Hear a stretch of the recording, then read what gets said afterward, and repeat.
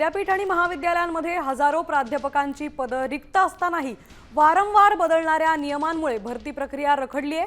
आतापर्यंत दोनदा GR बदलले असून आता मुलाखतीचे गुण वाढवण्यासाठी तिसऱ्या शासन निर्णयाची प्रतीक्षा आहे। त्यामुळे पात्र उमेदवारांना तिसऱ्यांदा अर्ज करावा लागण्याची शक्यता आहे। रिक्त पदांचा आकडा 5000च्या पार असून अद्याप वित्त विभागाकडून या भरतीला ग्रीन सिग्नल मिळालेला नाही। विद्यापीठांमध्ये 659 महाविद्यालयात 512 प्राध्यापकांचा 83 ते 20 आणि 75 ते 25 चा फॉर्म्युला बदललाय। मुलाखतीचे गुण वाढवण्यासाठी नवा निर्णय। पात्र उमेदवारांवर पुन्हा अर्ज दाखल करण्याची टांगती तलवार। वित्त विभागाकडून भरतीला अद्यापही मंजुरी नाही।